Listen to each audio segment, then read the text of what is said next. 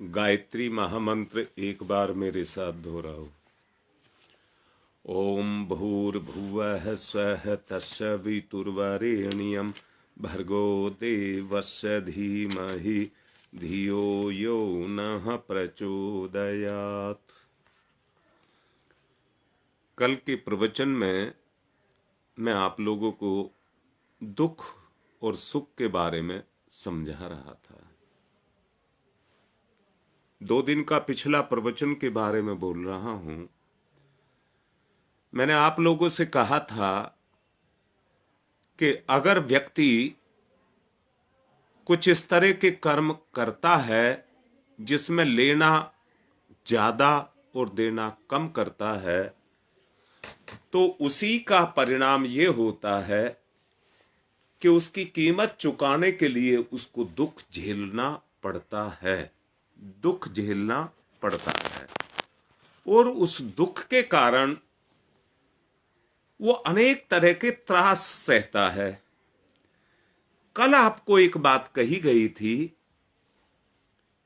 कि ये दुख जो पैदा होते हैं ये 3 प्रकार के और 5 प्रकार के, रामायण से 3 प्रकार के और गुरुदेव के अनुसार 5 प्रकार के ये दुख बताए गए थे।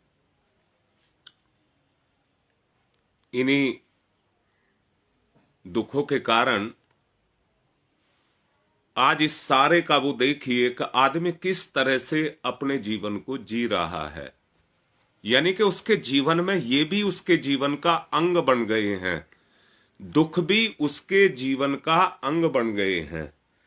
यदि हम अपने दिन भर के कामों का निरीक्षण करें तो उन्हें 3 श्रेणियों में बांट लेना। कुछ तो ऐसे होते हैं जो बिना जानकारी में भले बुरे होते रहते हैं। जैसे आप बाहर रोड पर चलते हैं, रास्ते पर चलते हैं, आप अपने काम से जा रहे हैं, नहीं पता आपके पैर के नीचे कोई कीड़ा आ जाए और वो आपके पैर से दब करके मर जाए, आपको पता ही नहीं, और वो कर्म आपसे हो गया। ऐसे जो कर्म हैं जो बिना जानकारी के होते हैं, जैसे लोगों के मोहल्ले में सत्संग में रहने में उनका प्रभाव किसी ना किसी अंग पर गुप्त रूप से जरूर पड़ता है। सत्संग का प्रभाव, ये प्रभाव पड़ा, हमने उसे इच्छा पूर्वक स्वीकार नहीं किया, इसलिए उसका हल्का, निर्बल और कम प्रभाव जो होगा वो हमारी भीतरी चेतना के एक कोने में पड़ा रहेगा। और ऐसे संस्कार हीन संस्कार कहलाते हैं। इनकी अपनी अंदर की कोई क्षमता नहीं होती। जैसा शुरू में मैंने कहा था कि आपके पैर के नीचे कोई कीड़ा दब करके आपके काम करते हुए और मर गया, तो वो कर्म जो होंगे, क्योंकि उनकी में आपकी आंतरिक इच्छा नहीं लगी हुई थी, तो वो कर्म हीन कर्म कहलाएंगे। और हीन कर्म होने के कारण उनकी ताकत भी हीन होगी, इसलिए वो जो अपना दुख देंगे उसमें भी ताकत नहीं होगी, वो ऐसे ही निकल जाएगा, ऐसे ही निकल जाएगा। जबकि जिन कार्यों में अपनी ही अंतरात्मा विद्रोह करती है और मन हठपूर्वक उन कार्यों को करता है, तो वो हमारी चेतना में उतने ही उतर जाते हैं और उतर करके हमें वैसा ही प्रभाव हमारे ऊपर डालते हैं। इन संचित कर्मों के संस्कार बहुत कमजोर होने के कारण मनोभूमि के किसी अज्ञात कोने में ये छुपे बैठे रहते हैं और जैसे ही अवसर मिलता है ये बाहर निकलने की सोचते हैं। ऐसा भी हो जाता है कि ये हजारों वर्ष तक छुपे हुए पड़े रहते हैं। यदि इन्हें प्रकट होने का कोई अच्छा अवसर ना मिले तो ये यूं ही दबे हुए पड़े हुए रहते हैं। किंतु इसी प्रकार बुरे कर्म भी जानबूझकर स्वेच्छा से विशेष मनोयोग के साथ जो किए जाते हैं, वो सड़े गले सिंचित संस्कार की तरह से कुलमुलाते रहते हैं, अंदर ही अंदर कुलमुलाते रहते हैं। और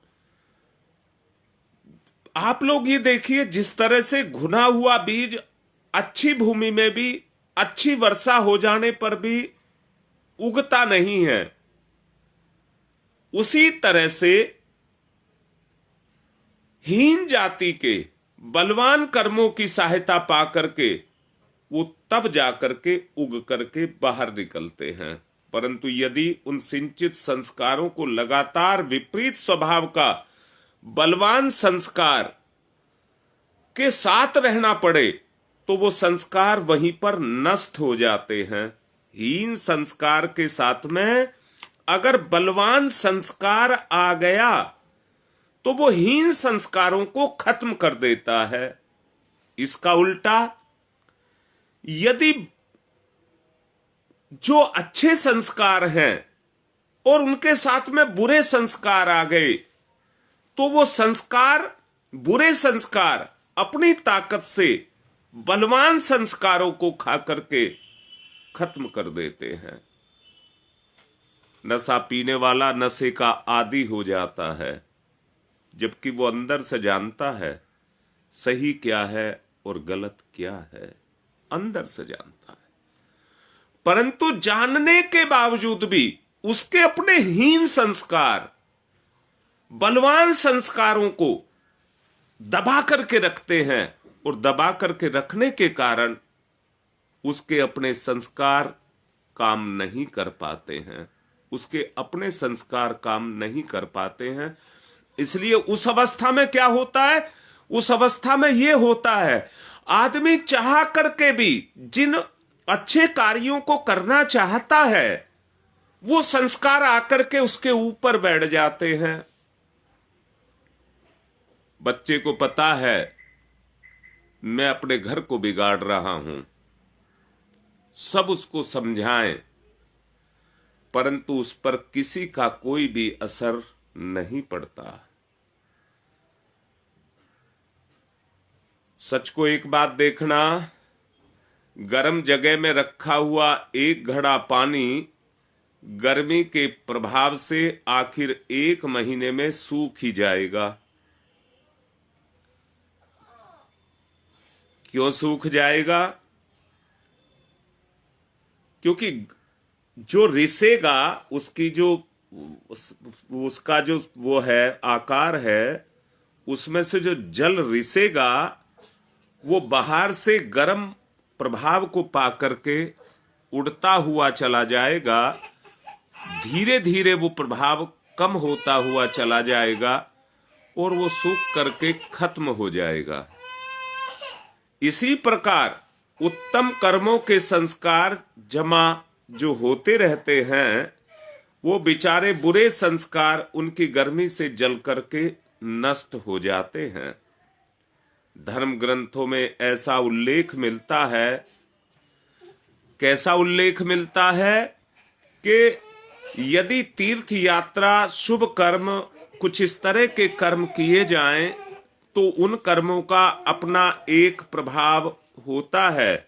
उन शुभ कर्मों का जो पूर्व जन्म के जो पाप हैं, जो जुड़े होते हैं, उसका प्रभाव उसके ऊपर जाकर के पड़ता है, और वो अल्प ताकत के होने के कारण, जगह के प्रभाव के कारण, या कोई व्यक्ति सत्संग की जो अभी बात कर रहे थे वहां पर जाता है, तो उसका प्रभाव उसकी अपनी मनोभूमि पर आकर के पड़ता है, और पड़ने के कारण उसके जो बुरे संस्कार हैं या भले संस्कार हैं, वो सिंचित कर्म संस्कार अनुकूल परिस्थितियों को पाकर के फलदायक हो जाते हैं, फलदायक हो जाते हैं। और प्रतिकूल परिस्थितियों में जो बुरे संस्कार हैं वो नष्ट होने लग जाते हैं, नष्ट होने लग जाते हैं, और अच्छे संस्कार वहां पर क्रियाशील होते हुए चले जाते हैं। मैं यहां कहूंगा, एक को भाग्य कहते हैं और एक को प्रारब्ध कहते हैं। भाग्य कर्मों का जुड़ा हुआ स्वरूप है, प्रारब्ध मानसिक कर्म है।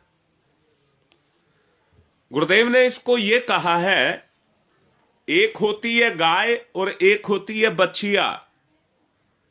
गाय उसको कहते हैं जो बच्चा दे देती है, जिसके परिणाम मिलने लग जाते हैं, और बछिया वो है जिसने अभी बच्चा नहीं दिया है।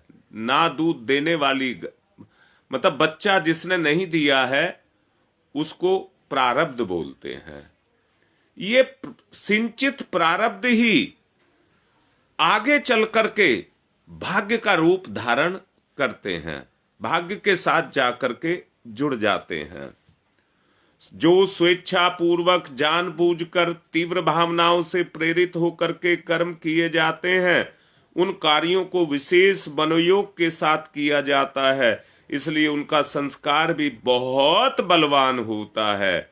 हत्या, खून, डकैती, विश्वासघात, चोरी, व्याभिचार, ये जितने क्रूर कर्म होते हैं, ये बड़ी ही ताकत के साथ किए जाते हैं, और उस विजातीय द्रव्य को हमारे अंदर पैदा कर देते हैं, हमारे अंदर उस विजातीय तत्व को पैदा करते हैं, जो आध्यात्मिक पवित्रता पर निरंतर अपना प्रहार करता रहता है, और व्याघ्र उसके ऊपर बना रहता है, व्याग्रता उसके ऊपर बनी रहती है। एक ना एक दिन उसे निकलकर बाहर निकाल ही देती है, और जिस दिन वो बाहर निकल करके आती है, वो गांव में एक बात कहते हैं, पाप का घड़ा बढ़ेगा तो पानी बाहर निकलेगा या फूटेगा, ये शब्द बोलते हैं, वो यही है। जब वो संचित प्रारब्ध जुड़ते हुए चले जाते हैं और जब बाहर निकलने शुरू होते हैं, आदमी को तब तक कुछ नहीं पता लगता है, पर जब उनके फल भोगना पड़ता है तब उसको वो त्रास देते हैं, त्रास देते हैं। हम बता चुके हैं कि हमारी अंतः चेतना निष्पक्ष न्यायाधीश की तरह से अपने काम को करती रहती है। मैं फिर से कह रहा हूं, ये चेतना ही तो हमारा रक्षक है। जो अंतर आत्मा है इस पिंड के अंदर, हमारी चेतना ही हमारा रक्षक है, और बाहर से हमारा ईश्वर हमारा सहायक है, हमारा ईश्वर ही हमारा सहायक है। इसलिए न्यूनता और अधिकता के परिणाम के अनुसार दंड की व्यवस्था कोई और नहीं करता है, अपने आप से ही होती है, अपने आप से ही होती है, कोई नहीं करता है। सब एक सिस्टम है, ईश्वर का बनाया गया एक विधान है। उस विधान के अनुसार, उस व्यवस्था के अनुसार हर कोई अपने अपने कर्मों के फल को भोगता है। इसके लिए दूसरे साधनों की आवश्यकता पड़ती है। दंड कार्य को पूरा करने के लिए जो घटनाक्रम उपस्थित होते हैं, जो घटनाक्रम उपस्थित होते हैं, वो जीव को त्रास देते हैं, त्रास देते हैं।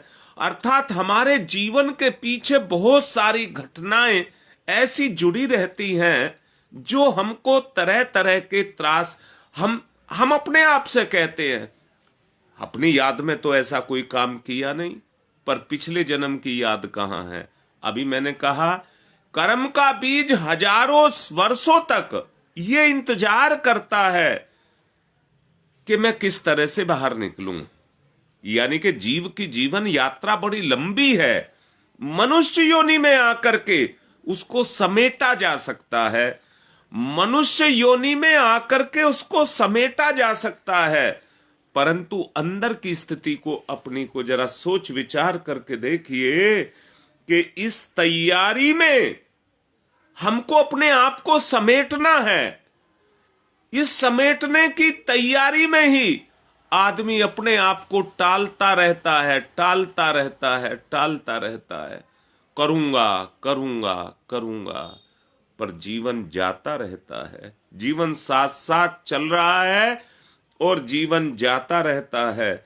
जैसे कोई छल स्वभाव का व्यक्ति निवारण के लिए कोई शोक रूपी दंड की आवश्यकता को महसूस करता है, जब ये देखा जाता है, क्या देखा जाता है कि जो प्रभाव आ रहा है, जिसके त्रास को हम झेल रहे हैं, उससे जब हम अंदर से प्रताड़ित होते हैं, अंदर से प्रताड़ित होते हैं और उसके कष्टों को हम झेलते हैं, तो सोच करके देखो उस समय जीव की कैसी अवस्था बन करके निकल करके आती है। ये देखा जाए, बहुत अच्छे से देखा जाए, छल किस दर्जे का है, उसकी शुद्धि भी, उसका शोक भी उसी दर्जे का होगा। उसका छल का, मैंने कहा भगवान न्यायकारी है। आपने जितना कम तोला है उसका बदला आपको चुकाना ही पड़ेगा। जितना नष्ट भ्रष्ट क्रस्ट जो कुछ भी हुआ है वो सब आपके खाते से जा रहा है, वो सब आपको झेलना ही पड़ेगा। और कोई रास्ता नहीं है, और कोई रास्ता नहीं है, और कोई रास्ता नहीं है। अंतः चेतना वैसी ही परिस्थितियां भीतर से पैदा करने लग जाती है। जैसे कर्जदार व्यक्ति अपने कर्ज को चुका देना चाहता है और स्वतंत्र हो जाना चाहता है, मुक्ति पाना चाहता है, ऐसे ही जीव आत्मा भी इन जो हमारे कर्म बंधन हैं इनसे मुक्त हो जाना चाहती है। और उनसे मुक्त होने के लिए भीतर ही भीतर ऐसे तत्वों को पैदा करती है। कैसे तत्वों को पैदा करती है? जैसे एक माँ अपने गर्भ से पुत्र को, पुत्री को पैदा करती है, उस पुत्र शरीर में ऐसी आत्मा मेल मिलावेगी जिसके उसके कर्मों के अनुसार वो पर्याप्त कहिए जीवन जीना। 10 वर्ष का पुत्र हो गया, हो जाने पर वो हमारी गुप्त प्रेरणा, गुप्त रूप से पुत्र रूप में वो उसको मानेगा, वो उसको मानेगा। परंतु स्वभाव एक सा ना होने के कारण वो अपने तरीके से अपनी जिंदगी को जिएगा।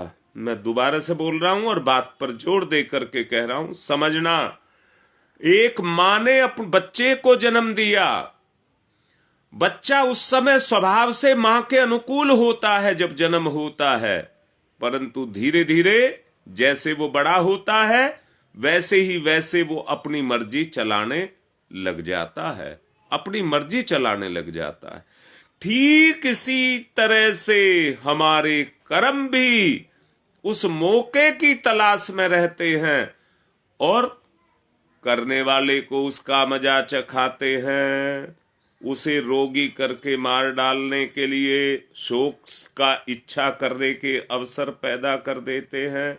आपने देखा नहीं? क्या नहीं देखा? अपने ही बच्चे जान लेने वाले बन जाते हैं। ठीक इसी तरह से ये और कुछ नहीं है, ये सब कर्मों का खेल है, ये सब कर्मों का खेल है। कोई किसी रूप में है, कोई किसी रूप में है, सब अपना हिसाब करने के लिए आए हैं, सब अपने बैलेंस को बना रहे हैं। हमें क्या करना है? वो बैलेंस किस रूप में? मैंने कल परसों एक ऑडियो में आप लोगों को बताया था, धर्म उसी को ही कहते हैं जो हमारी धारणा बन जाए, धारणा बन जाए। मैं फिर से पूछता हूं, चोर का धर्म क्या है? चोरी अच्छा कार्य तो नहीं है, पर चोर का धर्म क्या है? जो उसकी धारणा है, उसकी धारणा है चोरी करना, तो वो चोरी ही करेगा। उसका धारणा उससे उस कार्य को कराएगी, मजबूर करेगी। वो कहेगी तेरा काम है चोरी करना, तू चोर है। मैं फिर से कह रहा हूं, क्या उसकी अंतरात्मा ने ये नहीं मान लिया कि तू चोर है, कि तू चोर है? इस जन्म में वो चोर बन गई, चोर बन गई। कोई व्यभिचारी बन गया, कोई स्वार्थी बन गया, कोई जेबकट बन गया, कोई कुछ बन गया। अब मैंने कहा चोरी करना तो बुरा काम है, बुरा काम है, इसलिए उसके परिणाम, काम तो बुरा है परंतु उसकी धारणा के साथ आकर के जुड़ गया तो उस धारणा के अनुसार वो कर्म करेगा, परंतु कर्म का परिणाम उसकी चेतना पर जुड़ता हुआ चला जाएगा और आत्मा उसको अपने से बहिष्कृत करने की कोशिश करेगी, उसको उतारने की कोशिश करेगी, अलग हटने की कोशिश करेगी। और उस कोशिश में क्या है, आते सुख लेकर के हैं और जाते दुख दे करके हैं। कर्म जो बुरे कर्म जो होते हैं वो सुख लाते हैं। मैं फिर से पूछ रहा हूं, क्या आदमी नहीं जानता कि मैं गलत कर रहा हूं? आदमी को पता है कि मैं गलत कर रहा हूं, पर क्यों कर रहा हूं? क्योंकि उसमें मुझे सुख मिलता है, सुख के लिए मैं उसको कर रहा हूं। परंतु वो जब कर्म जाएगा तो ऐसे नहीं जाएगा। कैसे जाएगा? जितना सुख आपने लिया है उसके बराबर आपको दुख दे करके ही जाएगा, दुख दे करके ही जाएगा। अब मैं फिर से कह रहा हूं, सुख लेने को खाना समझ लीजिए। खाना, अपनी वृत्तियों की पूर्ति करना। जैसे हम पेट की भूख की पूर्ति करते हैं, मन की इच्छाओं की पूर्ति करते हैं, तो वो सुख जो है मन की भूख है, सुख जो है वो मन की भूख है। और हम क्या करते हैं? मन की इच्छाओं की पूर्ति करते हैं, यानी कि उस भूख की पूर्ति करते हैं। होता क्या है, जैसे चोरी करने वाले के लिए चोरी उसका कर्तव्य बन जाता है। काहे के लिए? वो अपने मन की और सांसारिक इच्छाओं की पूर्ति करने के लिए उस कर्म को करता है। ऐसे ही साधारण स्तर पर हर व्यक्ति अपने लिए अपना एक निर्धारण करता है और उस निर्धारण के तहत जो वो कर्म करता है वैसी उसकी धारणा होती है, वैसी ही उसकी धारणा होती है। उस धारणा के अनुसार वो कर्म को करता है। आत्मिक निवेदन के साथ कह रहा हूं, कर्म करना तो आपके हाथ में है। मैं पूछ रहा हूं, बगैर कमाए खाया जाएगा क्या? आपको पूरी छूट है, आप कुछ ले। भगवान ने किसी को बांध करके थोड़ी रखा हुआ है, सबको शरीर खोल करके रखे हैं। परंतु कर्म को कहां लेकर के जाओगे? एक कीड़े को नहीं पता किस समय वो किसके पेट का भोजन का निवाला बन जाए, उसको नहीं पता। दूसरा जो जीव है वो ताक लगा करके बैठा हुआ है कि मुझे कैसे ही मिलेगा और मैं उसको खा जाऊंगा। वो पहले ही उसके मन में रहती है, मैं उसको खा जाऊंगा, अपना पेट भरने के लिए, पेट भरने के लिए अपने प्राणों तक को देता रहता है, अपने प्राणों तक को देता रहता है। यहां मैं फिर से पूछ रहा हूं, उस समय जब एक कीड़े को कोई भी दूसरा जीव खाता है तो वो अपना कुछ नहीं कर पाता, डर के मारे, अपनी मौत के कारण डर के मारे उसके सिट्टी पिट्टी गुम रहती है, वो कोई प्रयास नहीं कर पाता है और वो पक्षी उस कीड़े को उठा करके अपना निवाला बना लेता है। मैं फिर से कह रहा हूं, ईश्वर ने हर योनि को उसके बचने की व्यवस्था दी है। पक्षियों को 2 पैर दिए हैं, कितनी तेज दौड़ सकते हैं? नहीं दौड़ सकते, तो उनके बचाव के लिए उनको पंख दे दिए, उनको पंख दे दिए। वो एक साथ फुर से उड़ जाते हैं, फुर से उड़ जाते हैं और अपनी जान को बचा लेते हैं। भगवान ने अपने कर्मों को भोगने के लिए हर किसी को वो साधन, पर्याप्त साधन दिए हैं कि वो अपनी सुरक्षा कर सके, अपनी सुरक्षा कर सके। परंतु जब परिस्थितियां, घटना सामने आकर के बैठ जाती हैं तो जीव अपनी सिट्टी पिट्टी गुम करा लेता है और उस घटना के प्रताड़ना को भोगने के लिए मजबूर हो जाता है, मजबूर हो जाता है। मैं कह रहा हूं, चेतना अपने लिए अवसर तलाशती फिरती रहती है, फिर जब उन्हें इच्छित जोड़ मिल जाता है तो घटना की भूमिका बंद करके निकल करके आती है। ऐसे कार्यों में कई बार एक दो या कई जन्म भी लग जाते हैं। जो हमारे कर्म हैं उनको बाहर निकलने में समय लग जाता है।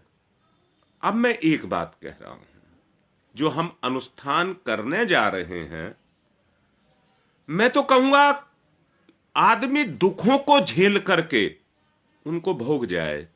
यहां फिर से कहूंगा, अगर हम गुरु को साथ लेकर के, गुरु हमारा माँ बाप है, मैंने पिछले प्रवचनों में कहा था, सारे के सारे रिश्ते गुरु में छुपे हुए होते हैं। सारे के सारे रिश्ते गुरु में छुपे हुए होते हैं।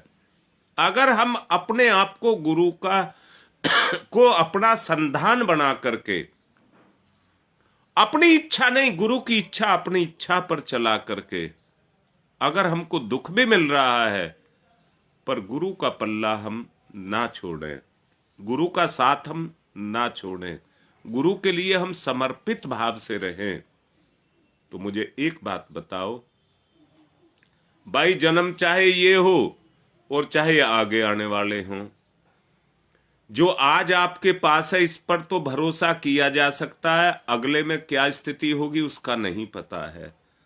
आज हमारे पास संसाधन हैं, आज हमारे पास सब चीज है, तो निवृत्ति क्यों ना अपनी जल्दी से जल्दी की जाए। जल्दी से जल्दी अपनी चेतना का आत्मशोधन, जिसको कहते हैं आत्मशोधन, अपना किया जाए।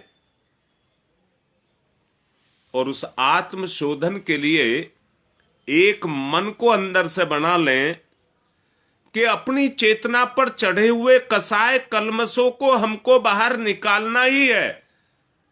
इन सबको बाहर निकालना है, चाहे हमको कितने ही कष्ट क्यों ना झेलने पड़े। कर्ज देने वाला अपने आपे पर खर्चा करना बंद कर देता है, जो भी कमाता है उसे कर्ज में देता जाता है। बहुत दुख झेलना पड़ता है, बहुत दुख झेलना पड़ता है। मैं कह रहा हूं, त्याग से ही तो वो ऊंचा बनता है, और त्याग को ही तप कहते हैं। मिट्टी कमजोर होती है पर तपती है तो ईंट बनती है। ईंट ईंट के साथ जुड़ती है तो भवन का निर्माण करती है। ईंट में जितनी मजबूती है दीवार में उससे भी ज्यादा हो जाती है। आप सच देखो, एक हथौड़ा आप ईंट पर मार दीजिए और उतनी जोर का हथौड़ा आप दीवार पर मार दीजिए। ईंट पर मार दिया तो चूरा हो जाएगी, और दीवार पर मार दिया तो शायद उसका पलस्तर गिर जाएगा, दीवार को कोई हानि नहीं होगी, क्योंकि ईंट के साथ ईंट जुड़ी हुई है। एक पर मारते हैं तो आसपास की चारों तरफ की जितनी भी हैं वो दूर तक उस चोट को सहती हैं, पर जिस पर पड़ती है उसे टूटने नहीं देती हैं, मजबूती से पकड़े रखती हैं। मैं भी आपसे ये कह रहा हूं, अगर गुरु से हम जुड़ गए तो बुराइयां जो चोट हम पर करेंगी उनको हम सह जाएंगे, उनको हम सह जाएंगे, उनका प्रभाव हमारे ऊपर नहीं होगा। इस बात को आप समझ लीजिए और मानसिक रूप से अपने आप को तैयार कर लीजिए। किस प्रकार का कर्म का फल हमें भोगना पड़ता है, उसमें विलंब होने का क्या कारण है, इन सारी बातों को आप समझ लें और समझ करके उस विपत्ति के क्रूर क्रम के लिए उस व्यवस्था को बनाना जारी रखें, जिससे ये पाप कर्म हमारे जीवन से निकल करके बाहर हो जाएं।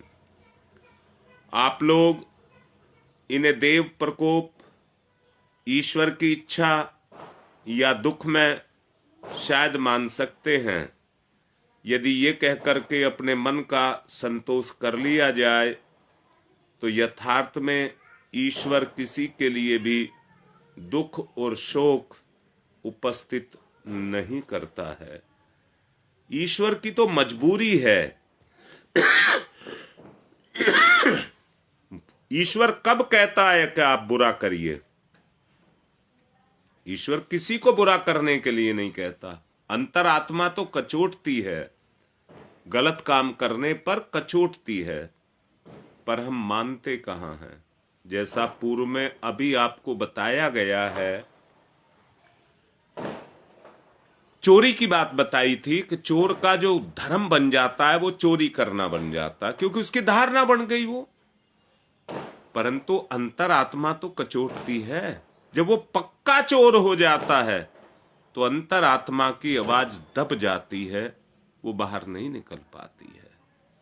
आज आदमी की भी स्थिति कुछ इसी तरह की बनी हुई है कि आदमी की अंतरात्मा उसे कचोट नहीं रही है।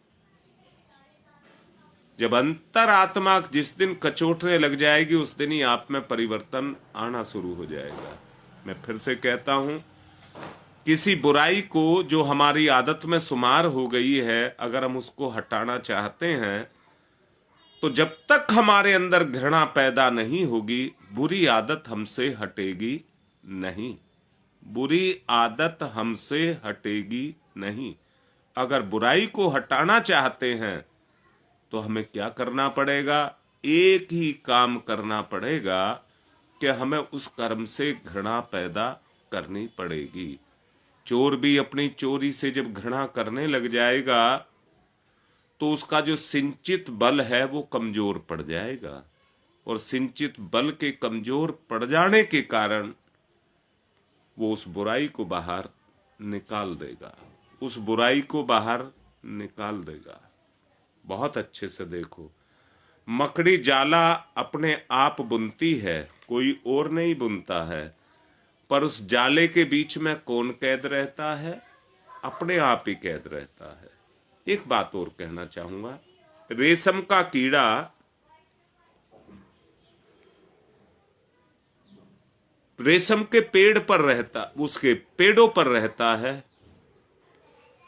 वो अपने आप को सुरक्षित करने के लिए, अपने आप को सुरक्षित करने के लिए अपनी जीभ से लार को निकाल करके अपने लिए जाला बुन लेता है और ये सोचता है कि मैं इसमें सुरक्षित रहूंगा। परंतु ज्ञान ना होने के कारण उसे यह रहता है कि ये जो सामने जिसमें से मैं अंदर बाहर जा सकता हूं, इसमें से कोई अंदर घुस आएगा, इसलिए उसका मुंह भी बंद कर देता है, उसका मुंह भी बंद कर देता है। और उसकी लार इतनी पक्की होती है कि वो एक बार बुननी तो आसान है, फिर उसमें काटना उसके बस की नहीं है, काटना उसके बस की नहीं है। अपनी सुरक्षा के लिए वो उसका खोल भी बनाता है और उसका मुंह भी बंद अपने आप कर देता है। फिर बताओ, अपनी भूख प्यास के लिए कैसे करेगा, उसे कैसे पाएगा? जब वो उसका मुंह बंद कर देता है तब उसको पश्चाताप होता है, और फिर उसी में ही अपना दम तोड़ करके, घुट करके, तिल तिल करके उसी में मर जाता है, उसी में मर जाता है। ठीक ऐसा ही हम भी अपने लिए मकड़ी की तले से जाला बुनते रहते हैं, उसमें उलझते रहते हैं, लटके रहते हैं, मन को अशुभ, अधर्मी, पापी बनाकर हम अपने लिए दुख, द्वंद्व, कांटे खुद ही बोते हैं। जब वो चुभते हैं तो रोते और चिल्लाते हैं और दूसरों को दोष देते रहते हैं, अपने आप को नहीं देते। यहां एक बात मैं बहुत अच्छे से स्पष्ट कर देना चाहूंगा, प्रारब्ध फल आकस्मिक तरीके से मिलेगा। जैसे रोग से मृत्यु, मकान के गिर जाने पर धन और धन के खो जाना, फिर गिर पड़ने से चोट लगना, अंग भंग हो जाना, दूसरे व्यक्तियों द्वारा जानबूझकर ऐसे कर्म नहीं किए जाते, क्योंकि उसमें दो बुराइयां हैं। एक तो बेइज्जती करने वाले व्यक्ति पैदा हो जाते हैं, जिससे क्षोभ पैदा होता है। दूसरे में जो दुर्गुण बढ़ेंगे, मन की उद्विग्नता और अधिक बढ़ जाएगी। अपकार करने वाले व्यक्ति को भी उसी प्रकार के चक्र में फंसना पड़ता है। जानबूझकर व्यक्तियों द्वारा जो काम किए जा रहे हैं वे नवीन कर्म को पैदा करते रहते हैं, और अनायासी आकस्मिक ढंग से जो कष्ट आ पड़ते हैं वे हमारे प्रारब्ध के भोग हैं। वो हमारे प्रारब्ध हैं, हमारे भोग हैं, उनको हमको भोगना पड़ता है।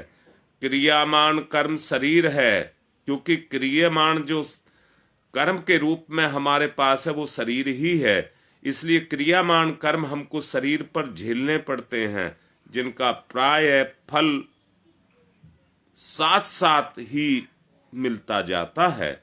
नशा पिया तो उन्माद आ जाता है, विष पिया तो जहर से मृत्यु अपने आप आ जाती है। शरीर जड़ तत्वों का बना है, भौतिक तत्व स्थूल प्रधान होते हैं, उनमें तुरंत ही बदला मिलता है। अग्नि को छूते ही हाथ जल जाता है। नियम विरुद्ध आहार विहार लेने से व्यक्ति रोग पीड़ा का शिकार होता है, निर्बलता आ जाती है, बिलगाव आक्रमण हो जाता है, उसकी शुद्धि भी शीघ्र ही हो जाती है। मजदूर परिश्रम करता है, बदले में उसे पैसा मिल जाता है। सारा दिन काम करता है तो शाम को उसको पैसा मिल जाता है। क्रियामान कर्म इन्हीं को ही कहते हैं, और जब ये क्रियामान कर्म चलते रहते हैं तो ये अपने प्रभाव को छोड़ते हुए रहते हैं। अपना प्रभाव उसी के अनुसार चलता रहता है। इनको क्रियामान कर्म कहते हैं। आज की बात को यहीं संपन्न कर रहा हूं। कल इन क्रियामान से आगे की बात करूंगा। प्रारब्धों के बारे में बताऊंगा, सत्कर्मों के बारे में बताऊंगा, उन बातों को कल समझाऊंगा। आज की बात यहीं पर संपन्न। ओम शांति ही शांति ही शांति ही।